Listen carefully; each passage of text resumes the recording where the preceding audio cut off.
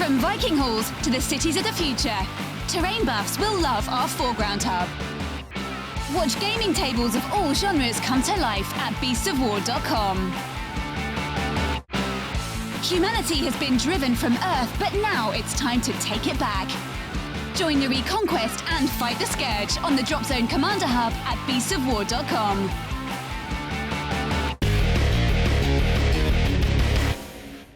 So, hi guys, welcome back to What's in the Box. Time for another look at some Relic Knights. We've got one for Cerci Speed Circuit. This is Betty and Lug. Yeah. So, I'll quickly show you this under close camera. Here we go. Very, very cute. Which, the Mac or Betty? The Mac, actually, is incredibly cute. The Mac has a bit of a gorilla sort of feel to him. Yeah, but it's one of those classic anime tropes of, you know, the beautiful woman with the big protector. Yeah. So if we get the cards out here, if you want to open up the miniature, I will have a look at the stat cards here with everybody else. So, starting off with Lug himself, is of course a big bruiser, so his melee stat is quite good. He's kind of slow. Shooting, not so good. Magic, absolutely awful, but he's got some decent armor on here. We then go to Betty. Good movement, good fighting, okay shooting, not great magic, no armor. Ooh, that worries me. As soon as I see no armor on something, I always get a little afraid. So, they have quite a few abilities here. So, the first one for Lug is called Lug Smash. Go on. Damage 6, increase the damage 8, gain push 5. So it's basically him hitting someone and flinging them across the tabletop. Yeah. So I mean, he basically is the melee of the two. Yeah, I assume these two are really going to play off each other. Yeah. You know, Lug's meant to stand forward and actually, you know, just take the hits while Betty's nipping in to actually help kill something. Yeah. You've got Clump, which is an overpowered attack doing damage 6 and knockback. Knockback, important, as we've said before, knocks you out of the activation queue. Yeah.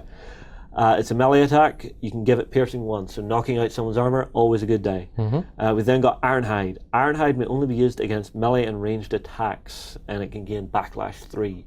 So Ironhide is, you know, literally just him blocking, stopping damage coming in.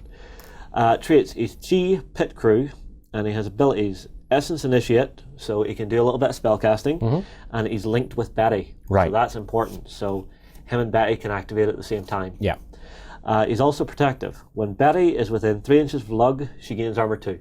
Right. So that's where she gains her armor. Yeah, okay, that's actually really useful. Yeah. Betty herself, she has, okay, she's about just as good as Lug for English here.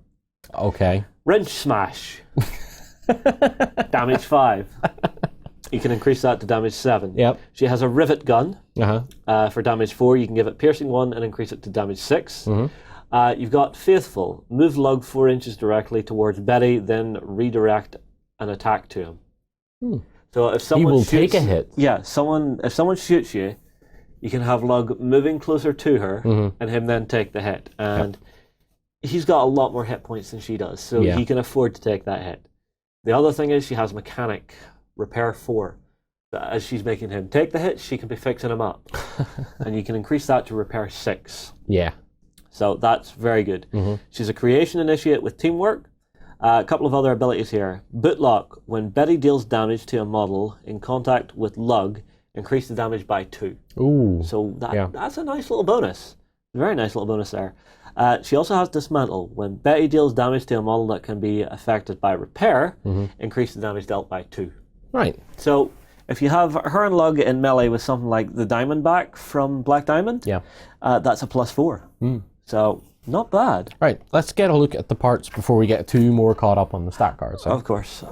So well, I mean, like that is the stat cards on the stat card. Yeah. So that's done and dusted. Right. So here are the parts for Lug. Okay, Lug, and he has a big Lug. There's his main torso. Yep. I'll assume his head goes right there with 2 arms. Yep. He does feel like a bit of a scrap bot that's been put together. No, he's not a scrap bot. He's lovely. Look how finely made he is. All right, we've got the big meaty hands. So I'll assume when Lug smashes, it hurts. It must hurt because that looks pretty hefty, right? Now, I'm guessing you have to stick in a thumb here. Possible. I'll assume there's an extra little bit for a thumb. Yep, there is. There it is on the other hand already in. So interesting. He's got torso and 1 leg. Yep. So you have to glue on the other leg. But again, this all has those nice shaped sockets, so nothing can go in at an awkward angle so long as you're careful and you dry fit. Yeah, exactly. So that's Lug. Yep. Oh, actually, I forgot his head. Oh, he's cute. Look at him be cute. He has a big grin on his face. Of course. He's happy to be beating things up for Betty. So. I don't know. You know the way you get the classic idea of the big beefy guy being just not exactly the most intelligent? Yeah. You know, I get that kind of sense from Lug that even though his G has awoken and he's connected to the network, he's not exactly running on broadband. He just doesn't care.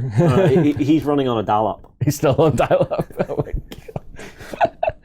What a way to put it. That's interesting. He's a machine. Yeah. And he's hooked up to a network. Come on. Okay, That's fine. funny. Yes, fine. He's on dial-up.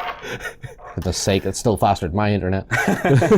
All right, so if you pass me Betty. Right, Betty and the little sprue as well, which has Lug's thumb as well. Okay, so we have the main body for Betty, so you'll add the head and 2 arms, and I assume they are on this little sprue here. Yes, so, they're on the rivet gun.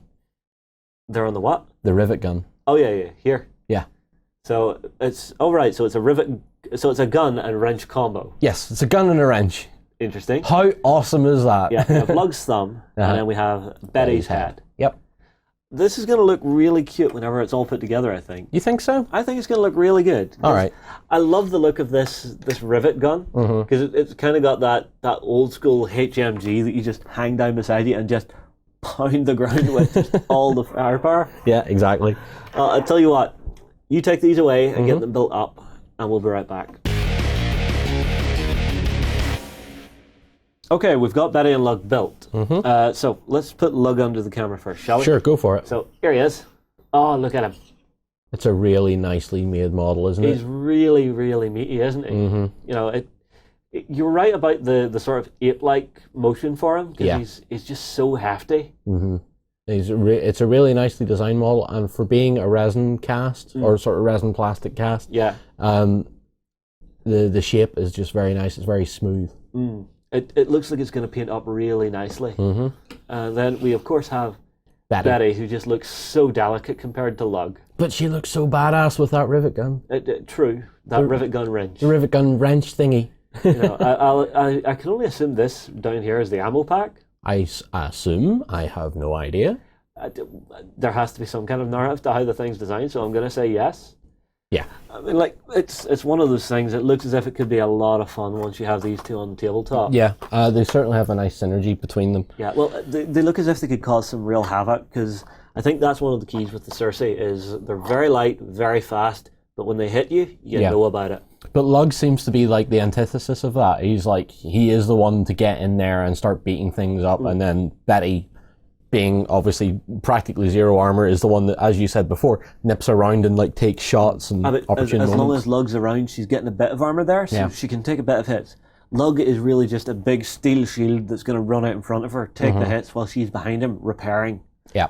You know, the key is make sure to mill your hand if you're doing anything with these two, to make sure you have the correct combination of cards to actually pull off those repairs and stuff. They might be a good combo to run with Princess Malia, yes. sorry, to keep, instead of running a pit crew with her to try and repair her relic as it's going along, you would run these two maybe? Well, you see, Betty in the narrative is actually the head of the pit crew. Yes, to run she her is. with a pit crew and maybe throw a Royal Wrecker in there, which is another one of the mechs for the Cerci. Yep. And just have them all just, working together to actually keep those two big centerpieces working. Yeah. Could be very interesting. But don't forget, it's not all about smashy. You have your objectives in this game, and they are how you're going to win the game. Well, I'll tell you what, guys, drop us a comment below. Have you used Betty and Lug on the tabletop? Have you faced off against them? Drop us a comment below, and we will see you in the next video.